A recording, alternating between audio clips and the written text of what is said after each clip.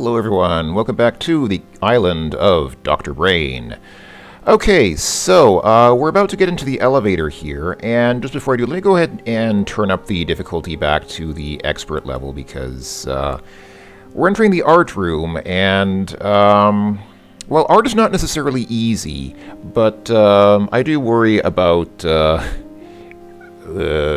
ridicule that I may be forced to endure if I find that I have to do the art room on the easy setting. Actually, I don't really care about ridicule. I just would rather play on the expert level again because it makes things more interesting. Also, I noticed that here there's a score. I mean, it's kind of like an adventure game in that this dialog box here actually shows your current score. So we're not going to make it to 390 points because I did some puzzles on the easy settings, so we will miss some points, but there you go. 390 points is the maximum possible score. And this kind of gives you an idea of how close we are to the end of the game, although we're actually closer than it seems since we would have had more points if we had done everything on the expert level, but anyway. Okay, let's continue on. So let's get into this elevator that we've triggered. Alright, so where are we? We noticed several masterpieces displayed on this wall. Why are they all turned around? These masterpieces were created by the artists depicted by those busts. You study the famous artist's busts. Oh, yes. I like busts. There's an electronic pipe organ, apparently unplugged. This is a locked door, which I guess that goes to the next room. This is a panel of buttons. It does not look like a panel of buttons. Close your eyes. Why? Oh, there's the panel of buttons, except it looks more like there's maybe, okay, like one button on it. This is the art concentration puzzle. To learn who is who, click on the forehead of each bust and find a painting by that artist on the wall. When you think you've found one, click on the artist's bust's forehead again to see if you're correct. Your goal is to match paintings on the wall to each talking bust. You may select the paintings on the wall. These paintings will be in random order. You may find more than one. Okay. So basically, long story short, you have 6 famous painters here. We need to match the paintings on the wall to the painters here. On the easier setting, I think you need to match only half of these paintings. On the expert level, where we are, I'll need to, like, each one of these will be a separate painting, and we'll have to match all of them. So, but before we click on the paintings, let's learn about these artists. Let's click on each artist to learn about them first. So this is... Allow me to introduce myself. I'm Salvador Dali. For more information on me, click on the button on my pedestal. Can you find one of my paintings? Let's see, click on this button. I was born in Figueras, Catalonia, on May 11th, 1904. My genius is unlimited in scope, and painting is only a small part of it. Okay. Cool. Oh, he goes on. My best-known work perhaps come from the 1930s when I was part of a group of painters known as Surrealists. I know I'm probably doing more of an Italian accent than a Spanish accent, but I'm sorry, I don't really know what a Spanish accent sounds like unless it... Yeah, let's just stick with this. We Surrealists had a fascination and passion for bizarre, delirious phenomena of the subconscious, the stuff of which dreams are composed. It's... On one hand, it's kind of odd that you have to keep clicking on the button to get him to talk, but I think the point is that if you get tired of him going on, you can just stop without having to click through endless dialogue boxes. It was after studying the masters of 17th century... Okay, you know what? I'm actually not going to read all of this out loud. You can read this if you'd like, but I'm just going to... Okay, that's all he says. So this is Vasily Kandinsky, famous Russian-born painter and writer. For more information about me, click the button on my pedestal. So... Kandinsky is,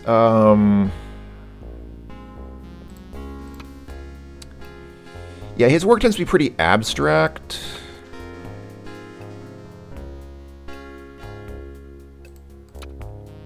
And this is all interesting history, but, you know, I think I'm not going to read this. Yeah, sorry, this kind of goes on just a little too long for me to really be willing to read all of it out loud. Okay, here we have Jackson Pollock, famous American painter, and his works are usually fairly distinctive. They all kind of look like this. They just look like somebody basically threw a bunch of paint onto a canvas, because that's basically what he did. I mean, he literally would just like throw or dribble or paint onto the canvas, and that's how he'd make paintings. So, yeah, he would often affix his canvases to the floor instead of like on an easel. So he would just put a canvas on the floor and literally just drip paint onto it, and that's how he'd make art. This is, this is what passes for art in America, I guess. Yeah, he would pour and drip paint right from the can. I mean, yeah, okay. Sorry, I shouldn't criticize. I know it's ignorant to criticize that which you do not understand. I'm sure that there is some great and deep meaning to his dribbling paint on the canvases that I'm simply not capable of understanding. Anyway, did he? Yeah, okay, okay. This is Georgia O'Keeffe. So her paintings are mostly of flowers. I mean, near abstract paintings. Now, there is a lot of theory that a lot of people will immediately say that her paintings are actually suppressed vaginas, that her use of flowers is basically meant to represent the vulva, the female genitals, in sort of a euphemistic form. I don't know how true that is. I think she herself rejected this idea, and most people who are familiar with her work will also reject it. I mean, a flower is basically a vulva. It is essentially a sort of vulva in plant form. It serves a similar sexual function because, bees will fly into it and rub themselves around in it. It sort of acts as a reproductive mechanism in that sense. But, yeah. Anyway, this is Pablo Picasso. And yes, Picasso's paintings are known for this weird sort of cubic look. Very, it's usually a fairly distinctive look. Yeah, flat planes and geometric shapes in a style known as cubism. So, okay, he's already done. And this is Vincent van Gogh. Well, we say Van Gogh in English. I think the actual Dutch pronunciation of his name is Van Gogh. Or something like that. Anyway, and Van Gogh is, he's born in Holland. They say Holland here instead of the Netherlands. And his paintings are usually fairly realistic like this, as opposed to, Dali is surrealistic, Kandinsky is abstract, and so on and so on. So,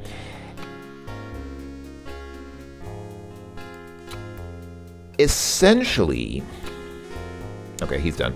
So, essentially, Dali is surreal. If there's something kind of disturbing or a little bit warped about the painting, it's probably Dali. Sometimes it's hard to distinguish between Kandinsky and Pollock, because Pollock, mostly dripped his paint onto the canvas, but sometimes some of Kandinsky's abstract works will look like a Pollock, so it's sometimes a little hard to distinguish them.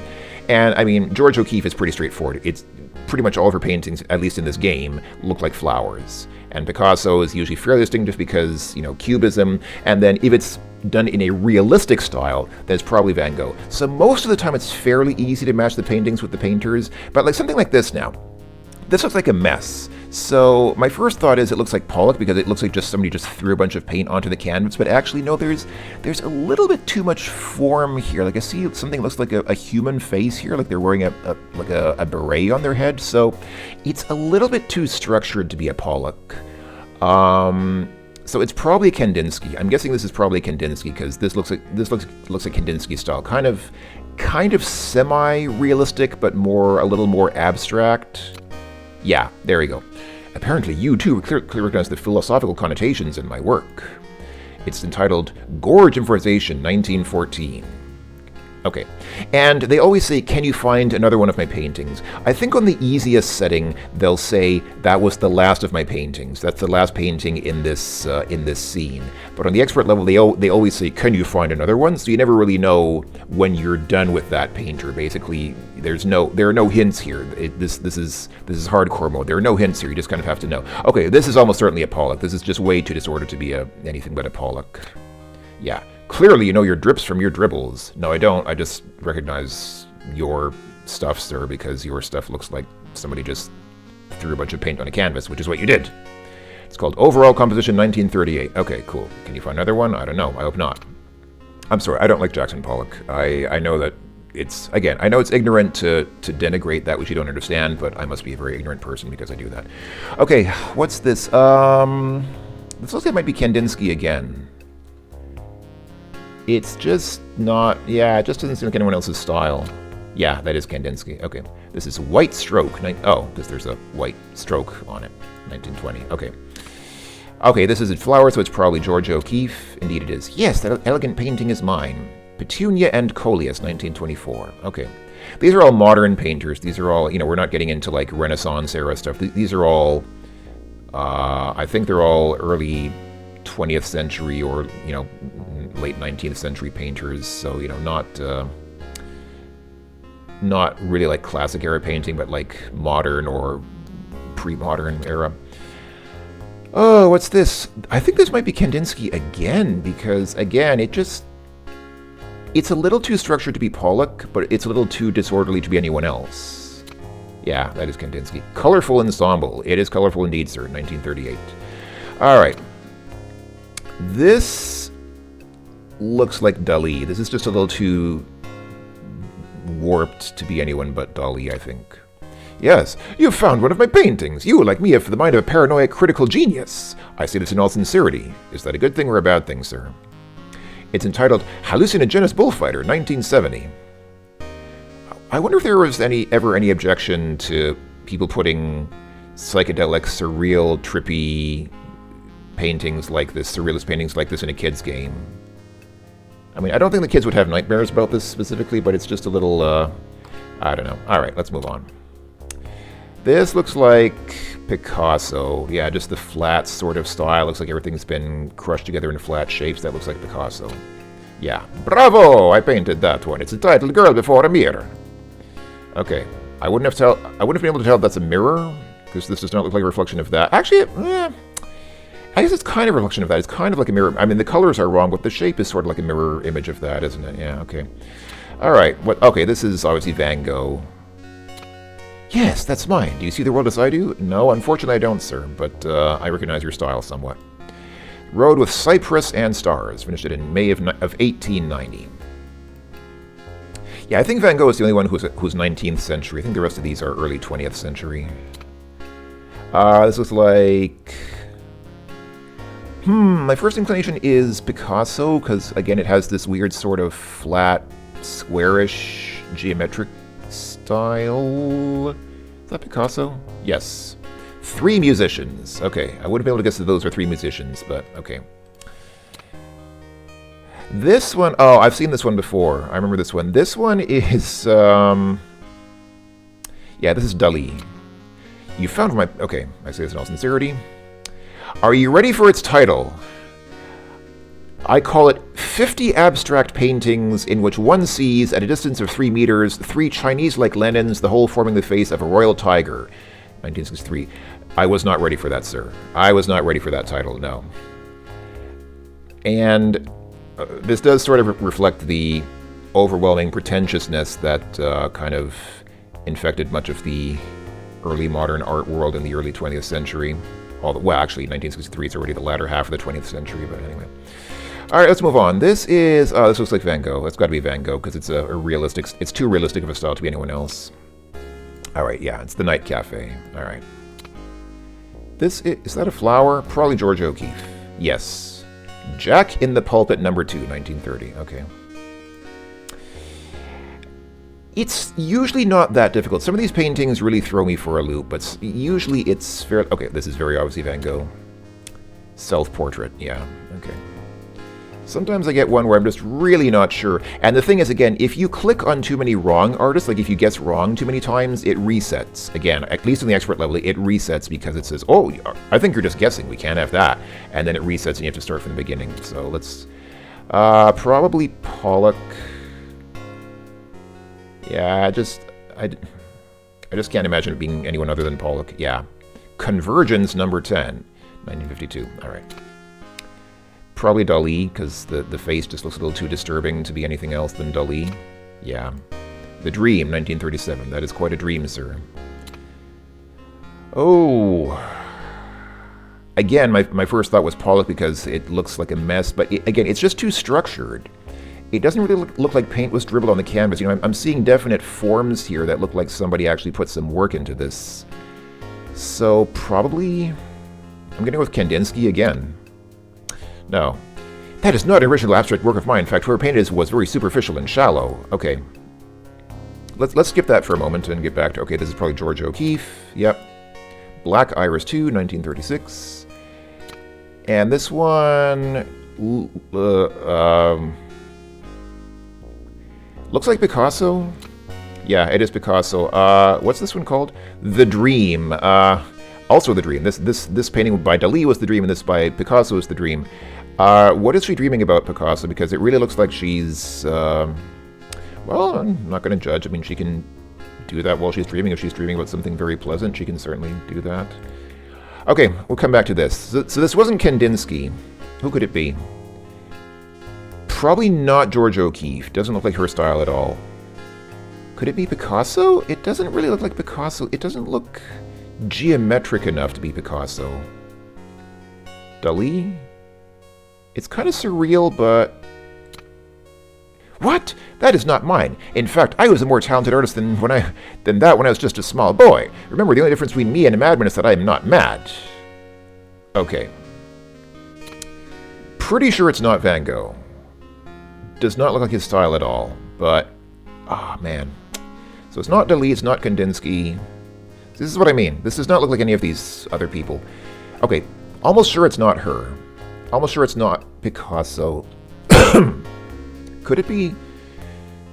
Could Pollock have put some effort into one of his paintings for once? He did. Okay, this is a Pollock. Okay, this is not a typical Pollock, though. It looks too structured to be one of his paintings. He usually doesn't put this much work into his stuff. The Moon Woman cuts the circle. So for once, he actually had a subject. Like, he actually, for once, had a subject and a theme in mind and actually put some form into his painting instead of just spilling paint on the canvas. Okay, that's why I didn't recognize it as a Pollock, because it does not look like his usual style at all. Can you find another one? No, that's the last painting. Congratulations! You've earned a gold art recognition plaque. Thanks, Dr. Brain. Alright. Almost lost it at the end there. If I had guessed wrong again, I think it would have reset the whole puzzle. We would have had to start over, but just saved it in the nick of time, so... To better maintain the gallery, gratuities are gladly accepted. No, gladly accepted. Thanks for donation. $1 earned is $1 saved. Can I just... Okay. I don't think I have any money, but I can just keep putting dollars in the thing there. Alright, let's save here. After art recognition. Come on.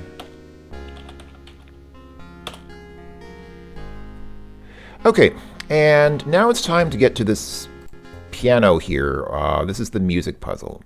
And the music stops because we need to actually hear the music for this one. So, this is in 3 parts. It can get pretty tricky. Lesson 1 is sight reading. Listen and read each note as it's played on staff, then click the corresponding key on the keyboard if you need help. Okay.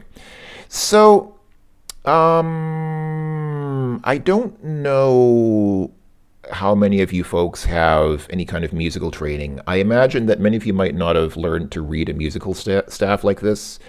And I don't know that I should really take the time to explain exactly how it works for people who don't know. Basically, each of these is one note. And the higher up it is on the staff, the higher the notes. So, for example, these notes up here are higher than these ones down here. Because these two are the same note. Actually, no, they're not the same note because this one has a flat on it. So basically,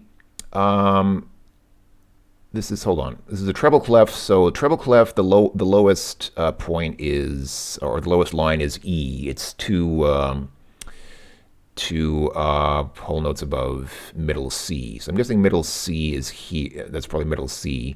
And so this would be E. So yeah, so the notes on the keyboard are basically, usually start with C, like middle C is typically the basic note. So it's C, D, E, F, G, and then after G, G is the last letter, and then it goes back to A. So this is A, and then B, and then C. And you're going to C because it's the white key to the left of the 2 black keys. So you start with looking at for the 2 black keys together, and then to the left of that you have C. So, okay. Which one is middle C? Is it this C? I mean, these are both C. This is C and this is C. So which one do we need here? I don't know. Which octave are we on? I don't know which octave. I don't know which piano octave what. I mean, we have two octaves here. I don't know what they represent. But that's an E flat. So this is E here, and flat means you go down one semitone. So it's going to be the black key here. The opposite of flat is sharp. So E sharp doesn't exist, or well, technically I guess E sharp does exist. It's F, and then F sharp would be this here. And F flat doesn't really exist, or it does, but it's E. Okay, so that's an E flat. So we go E flat and then E. Oh, I forgot. There's a rule that if you have a flat symbol here on one note, then that note remains flat until it's negated by a neutral sign, or I think until the measure runs out or something. I forget the rules. It's been years since I've played music, so I don't remember the rules. But there's some rule like they don't put the flat on each note. If you have a flat here, then it stays flat until the flat is somehow canceled out. Okay, so we have another flat. See how it didn't move on? So I guess I pressed the wrong note. So I need to press flat again. There we go. Okay, so it remains flat. So that's you have G. So G is this here. And then that is B flat. So that's B flat, and it remains flat because once you have the flat symbol, it remains flat until the flat is canceled out. And that's going to be a C.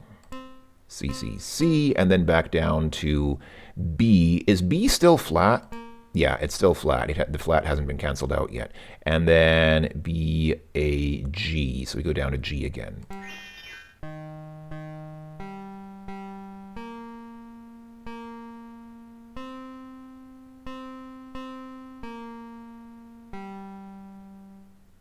I didn't recognize it at first, but now that I've heard the melody, that's actually a hymn called. Actually, what is it called in English? I remember it being.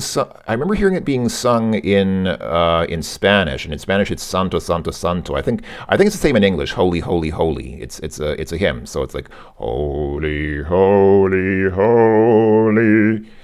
Okay. So, okay, this is harder now because we just have to hear the sound. So hold on, can I play that again? How do I repeat the sound? There we go.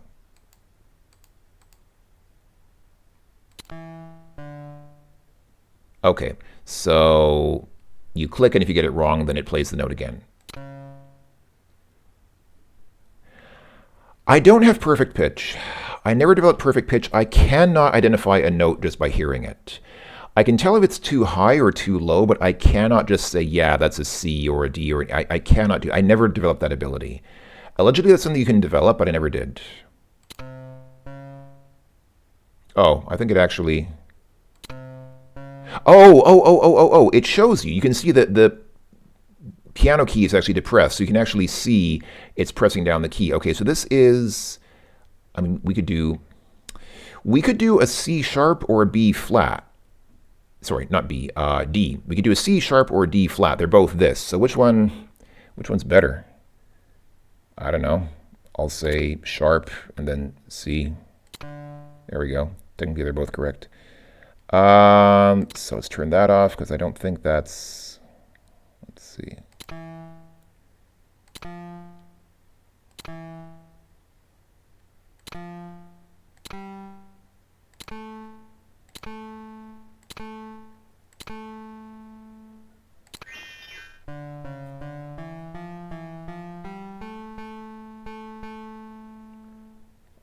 Okay, well, that was partly just luck. Partly just luck that the notes were fairly close together.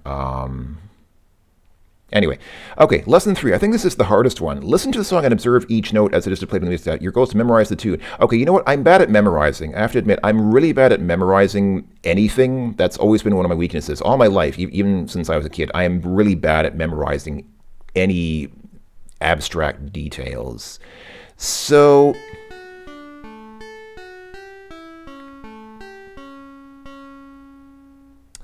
You know what I'm going to do? Ready? No, I'm not ready. You know what I'm going to do? I'm going to go ahead and take my phone. I do not own a smartphone personally, but I have a smartphone from my workplace. So I'm going to take my work phone, actually, and I'm going to take a. I'm actually going to take a photo of the screen. It's kind of cheating. I admit it's kind of cheating, but this is not really so much an exercise in musical education as it is just a memory exercise. And I'm very bad at memorizing things. I've always been horrible at memorizing details like this. So, ready? Okay, now I think I'm ready. So, what do we have here? So this is a sharp, and it was up there. Oh, and you know what? We need to pay attention to the length of notes as well. So, this is a whole note. It's the longest note. This is it's called a whole because it's an whole as in WHOLE. Whole as an entire note. This is an entire note. This is a half note. This is a quarter note, and this is an eighth note. So basically, these are just getting faster. So this is the longest note. This is half length, quarter length, and 1/8 of that length. So these go a little faster.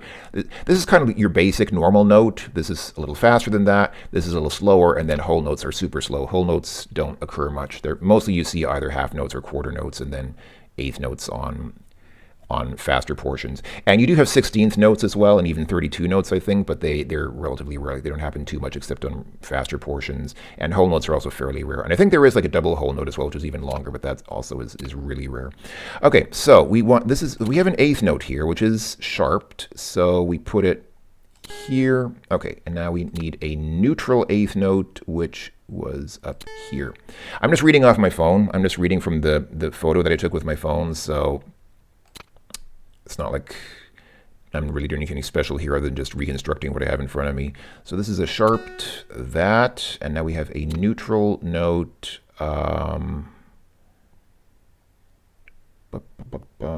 here, and we have one here.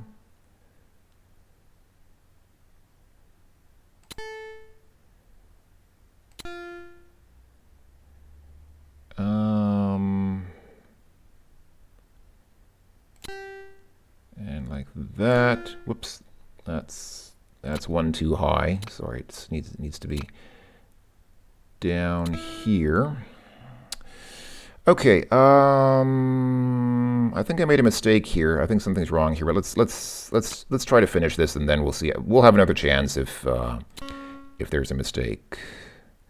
Turn off that sharp and put a regular note here, and then put a regular note here, and a regular note. Oh wait, now we need a quarter note.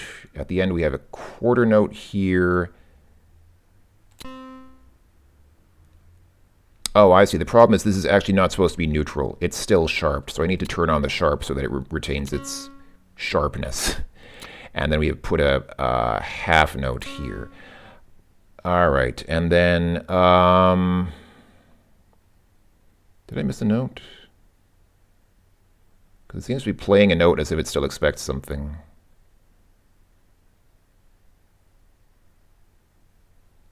Which doesn't make a lot of sense to me. Okay, oh yeah, the mistake was this here is also sharped. So this is a sharp note. Oh, but it's an eighth note. It's not a half note, it's an eighth note. Okay. Let's see. Does what I have on my phone match what I'm seeing in front of me now? So far, so good.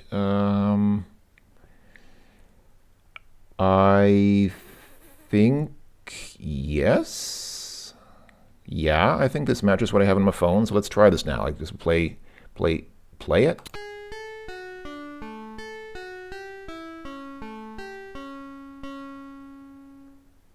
Oh, I need to click done to say that I'm done.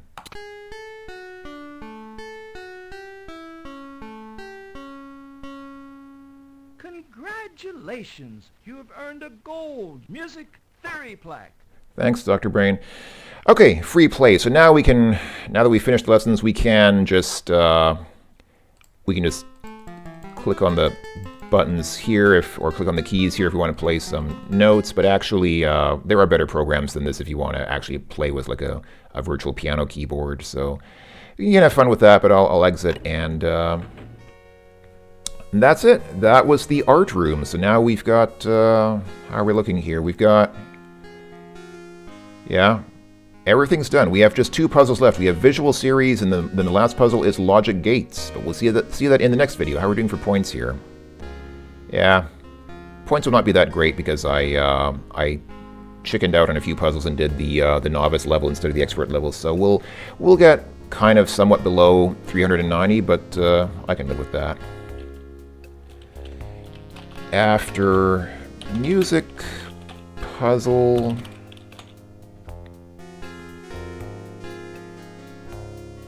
Okay, and that's it. That was the art room. Hope you've enjoyed, and I'll catch you folks next time when we finish the game. The next room is the last one. It'll have just 2 puzzles left, and then we're done. So I'll see you then, folks. Until then, take care. Bye-bye for now.